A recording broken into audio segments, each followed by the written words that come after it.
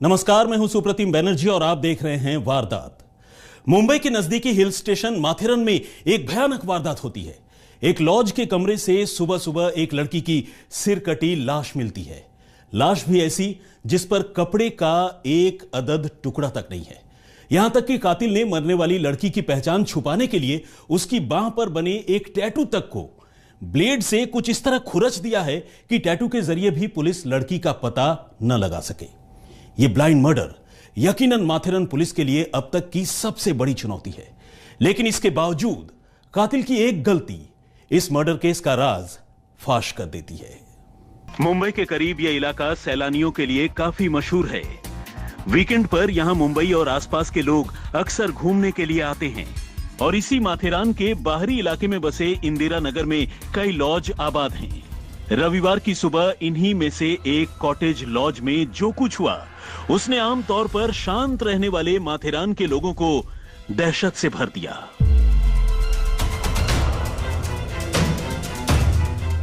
Laws के एक कमरे में रविवार की सुबह बेड के नीचे एक लाश मिली। लाश की हालत ऐसी थी कि उसे देखते ही रोंगटे खड़े हो गए। ये एक लड़की की सिर कटी लाश थी और उस पर एक भी कपड़ा नहीं था। यहां तक कि कातिल ने लाश की बांह पर बने एक टैटू को भी ब्लेड जैसी किसी धारदार चीज से कुछ इस तरह खुरच दिया था कि उसे देखकर भी मरने वाली की पहचान करना मुश्किल हो जाए। कमरे में चारों तरफ फैला खून ये बताने के लिए काफी था कि इस लड़की का कत्ल भी इसी कमरे में हुआ है। मगर सवाल यह था कि आखिर ये लड़की कौन थी, यहां इस लॉज में किसके साथ आई थी, उसकी जान किसने ली। इस लड़की को इतनी दर्दनाक मौत देने के पीछे आखिर कातिल का मकसद क्या हो सकता था। लाश बरामद होने के साथ ही ऐसे कई सवाल पुलिस के लिए चुनौती बनकर सामने खड़े थे। अब चूंकि लाश लॉज में मिली थी तो पहली पूछताछ भी लॉज वालों से ही होनी थी। पुलिस ने लॉज में काम करने वाले मुलाजिमों से इस जोड़े के बारे में पूछा। लॉज के रजिस्टर चेक किए गए।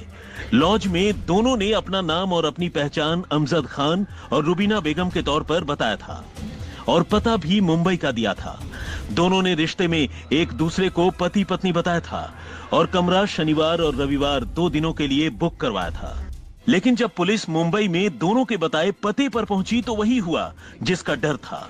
उनका लिखवाया गया पता गलत था और उनकी पहचान भी गलत थी। वहां न तो अमजद और रुबीना नाम का कोई रहता था और न ही वहां के लोग इस नाम के किसी को जानते थे। दिक्कत यह भी थी कि दोनों ने अपना कोई आई कार्ड तक इस लॉज में जमा नहीं करवाया था और लॉज के मुलाजिमों ने इस मामले में घनघोर लापरवाही बरती थी। अब पुलिस की सारी जांच टेक्निकल सर्विलांस पर जाकर टिक गई। लॉज से जिस लड़की की लाश मिली थी उसका न तो सिर था और न ही जिस्म पर कोई कपड़े थे। ऐसे में पुलिस के सामने सवाल यह था कि आखिर मरने वाली की पहचान करें तो कैसे करें। पुलिस ने लॉज और आसपास के सीसीटीवी कैमरों की जांच शुरू की। सीसीटीवी कैमरों में पुलिस को 2 ऐसी चीजें नजर आई जिससे मामले की तफ्तीश आगे बढ़ने की उम्मीद जगी।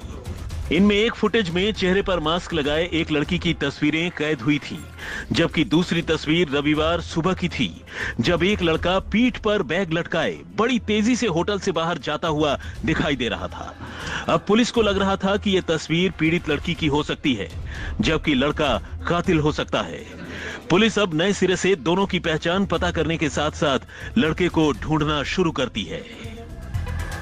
अब पुलिस ने आसपास के इलाकों की कुछ और सीसीटीवी फुटेज की जांच शुरू की और इसी कोशिश में पुलिस को लड़का एक खास दिशा की तरफ जाता हुआ दिखा। ये एक सुनसान रास्ता था। पुलिस ने उस दिशा में जाकर इलाके की तलाशी लेने का फैसला किया ताकि आसपास अगर कोई सबूत मिले तो उसे बरामद कर लिया जाए। और तभी पुलिस की नजर रेलवे ट्रैक के पास करीब 250 फुट नीचे एक खाई में पड़ी ऐसी चीज पर गई कि वो चौंक उठी। ये एक पॉलीथीन का पैकेट था जिस पर खून के धब्बे साफ दिखाई दे रहे थे। अब पुलिस ने जैसे ही पॉलीथीन को कब्जे में लेकर उसकी जांच शुरू की तो उससे लड़की का कटा हुआ सिर बरामद हो गया। इस बीच टेक्निकल सर्विलांस और पैसों के ट्रांजैक्शन के आधार पर पुलिस को इस कपल के बारे में कुछ और जानकारी मिली। पुलिस को खाई में फेंके गए सिर के पास एक लड़की का पर्स भी मिला जिसमें गोरेगांव के किसी डॉक्टर की लिखी एक पर्ची भी मौजूद थी। इससे साफ हुआ कि लड़की गोरेगांव की रहने वाली हो सकती है। इस तरह छोटी छोटी जानकारियां जुटाकर पुलिस ने आखिरकार दोनों की पहचान पता कर ली। लेकिन सवाल अब भी जस का तस था कि आखिर ऐसी क्या वजह थी कि लड़के ने लड़की का इतनी बेरहमी से कत्ल किया और सबूत मिटाने के लिए सिर काटकर उसे 250 फुट गहरी खाई में फेंक कर आया। पुलिस को पता चला कि शनिवार को लॉज में ठहरने वाले कपल का असली नाम राम सिलोचन पाल और पूनम पाल था। 30 साल का राम सिलोचन और 26 साल की पूनम दोनों पति पत्नी थे। राम सिलोचन जहां मुंबई के पास बेलापुर की एक आईटी फर्म में सॉफ्टवेयर इंजीनियर के तौर पर काम करता था, वहीं पूनम गोरेगांव में रहती थी और एक अस्पताल में नर्स का काम करती थी। दोनों की शादी इसी साल मई के महीने में हुई थी। दोनों ने 7 जन्मों तक साथ रहने की कस्में खाई थी, लेकिन 7 जन्म तो क्या 7 महीने भी पूरे नहीं हुए और पति ने अपने हाथ उसी के खून से रंग लिए जिसकी हाथों में उसके नाम की मेहंदी सजी थी। रायगढ़ जिले में माथेरान पुलिस स्टेशन में एक मर्डर का गुना दाखिल किया है। शनिवार की रात और रविवार की सुबह एक माथेरान में कॉटेज में एक महिला और उनके साथ एक युवक वहां पे रहने के लिए आए थे। रविवार की सुबह वो जो युवक आया था उसने वो महिला का गला चीरकर हत्या की है और सर धड़ से अलग किया था। धड़ उसने जो बेड था उसके नीचे छुपाया था और सर जो है सुबह वहाँ प्लास्टिक में उसको रैप करके सुबह अर्ली मॉर्निंग वहाँ से निकल गया और एक खाई में वो सर फेंक दिया था। पूरी इन्फॉर्मेशन के आधार पे, टेक्निकल इन्फॉर्मेशन के आधार पे आरोपी निष्पन्न हुआ है। ये जो आरोपी है उसको हमने अरेस्ट किया है। जो महिला का मर्डर किया है उसका ये पति है। मई महीने में उन दोनों की शादी हुई थी। ये पति जो है अपने पत्नी के ऊपर संशय ले रहा था, उसके ऊपर गुस्सा था। उस गुस्से के चलते उसने गला काट के अपनी पत्नी की हत्या की है। छानबीन के दौरान पुलिस को एक और बात पता चली। पुलिस ने देखा कि राम सिलोचन का फोन शनिवार की दोपहर को ही स्विच ऑफ हो गया था और फिर यह तभी ऑन हुआ जब वो कत्ल को अंजाम देने के बाद रविवार को दोबारा अपने घर पनवेल पहुंच गया। जबकि सीसीटीवी फुटेज से लेकर दूसरे तमाम सबूत ये बता रहे थे कि इस दौरान राम सिलोचन की मौजूदगी माथेरन में थी। इस मामले की जांच में पुलिस की 5 टीमें लगी थी और एक टीम ने अब पनवेल में संदिग्ध राम सिलोचन के घर पर दबिश दी। यहां राम सिलोचन तो पकड़ा ही गया, लेकिन वो पुलिस को देखकर बेहद हैरान हुआ क्योंकि उसने अपनी तरफ से इस कत्ल का फुल प्रूफ प्लान तैयार किया था और उसे पूरा यकीन था कि पुलिस उस तक कभी नहीं पहुंच पाएगी। सबसे पहले तो उसने गलत नाम से कमरा बुक करवाया। उसने लॉज में अपना पता भी गलत लिखवाया। सीसीटीवी कैमरों से वो लगातार बचने की कोशिश करता रहा। कत्ल के बाद धड़ से सिर अलग कर फेंका। पहचान छुपाने के लिए लाश के कपड़े तक उतार डाले। यहां तक कि लड़की के जिस्म पर बने टैटू को भी मिटाने की कोशिश की। लड़की का पर्स और दूसरी चीजें भी अलग अलग जगहों पर फेंक दी। वारदात के दौरान लगातार उसने अपना मोबाइल फोन स्विच ऑफ रखा। खुद पुलिस की माने तो सबूत मिटाने के मामले में वो 80% तक कामयाब भी हो चुका था, लेकिन बाकी के 20% सबूतों ने उसकी पोल खोल दी। इस पूरे वारदात के दौरान अपना मोबाइल फोन भी आरोपी ने स्विच ऑफ ही रखा था और यही सारी वजह थी जिसकी वजह से पुलिस को कोई भी सबूत आरोपी के खिलाफ नहीं मिल रहा था। पुलिस इस पूरे मामले में क्लूलेस थी। हर वो गड़ी जोड़ने की कोशिश कर रही थी जिससे लाश की शिनाख्त हो सके और आरोपी तक जल्द से जल्द पहुंचा जा सके। कड़ी दर कड़ी जोड़ते हुए पुलिस आखिरकार आरोपी तक पहुंच ही गई। दोनों ने शनिवार की शाम को लॉज में चेक इन किया था। लड़के ने अपनी पत्नी की हत्या शनिवार और रविवार की दरमियानी रात को ही कर दी थी। इसके बाद लाश को बाथरूम में ले जाकर उसने लड़की का सिर धड़ से अलग कर दिया और फिर उसे एक बैग में भरकर फेंकने निकल गया। पुलिस की माने तो उसने अपनी बीवी के कत्ल की साजिश पहले ही रच ली थी और वो अपने साथ पॉलीथीन बैग्स और चाकू जैसी चीजें भी लेकर माथेरन पहुंचा था।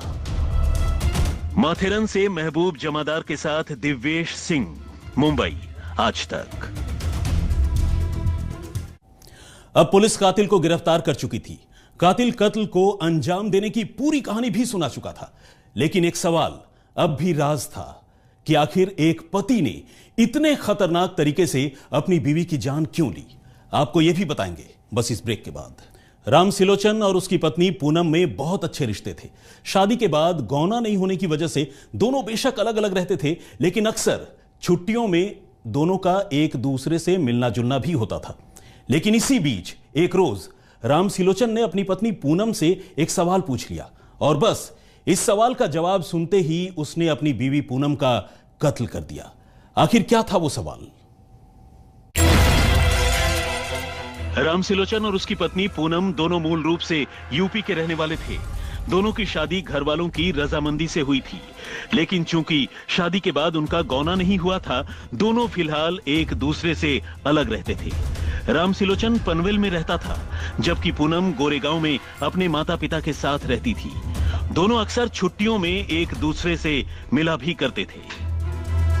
लेकिन फिर सवाल यह था कि आखिर जब सब कुछ इतना ही अच्छा था, तो फिर राम सिलोचन ने पूनम की जान क्यों ली, और वो भी इतने भयानक तरीके से? तो पूछताछ करने पर लड़के ने जो कहानी सुनाई, उसने पुलिस वालों को भी हैरत में डाल दिया। राम सिलोचन ने बताया कि उसकी बीवी थोड़ी फ्रैंक यानी आजाद ख्याल की थी, और ये बात उसे खटकती थी।